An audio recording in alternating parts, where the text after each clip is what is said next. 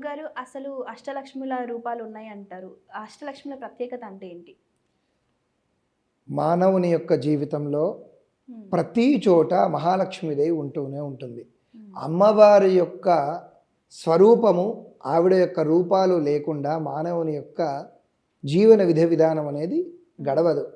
కానీ మనము అష్టలక్ష్ముల్లో ఎక్కువగా ప్రాధాన్యత ఇచ్చేటటువంటి లక్ష్మీదేవి ధనలక్ష్మి. అందరికీ ఆవిడే కావాలి, మిగతా వాళ్ళు ఎవరు వద్దు. కానీ ధనం ఒక్కటే ఉంటే మానవుని యొక్క జీవనం సరిపోదు కదా, మిగతా అన్నీ ఉండాలి. ఎందుకంటే ఒక మనిషి తను ఉన్నత స్థాయికి రావాలి అని అంటే ఆ వ్యక్తికి కావాల్సింది ఏంటి? ధైర్యలక్ష్మి. ఎందుకంటే ఏది ఉన్నా ఏది లేకపోయినా ధైర్యం ఉంటే వాడు ఎలా అయినా బ్రతుకుతాడు, ధైర్యం లేకపోతే వాడు బ్రతకలేడు. కాబట్టి మానవుని యొక్క మస్తిష్కంలో, తన యొక్క ఆలోచనలో ధైర్యలక్ష్మీదేవి ఉంటుంది. అలానే మానవుడు ఏ పని చెయ్యాలన్నా ఆ పనిని పని గురించిన పూర్తి అవగాహన, ఆ పనిని ఎలా చెయ్యాలి అనేటటువంటి జ్ఞానం ఉండాలి కదా. ఈ జ్ఞానానికి సంబంధించినటువంటి అధిష్టాన దైవంగా విద్యాలక్ష్మీదేవి ఉంటుంది.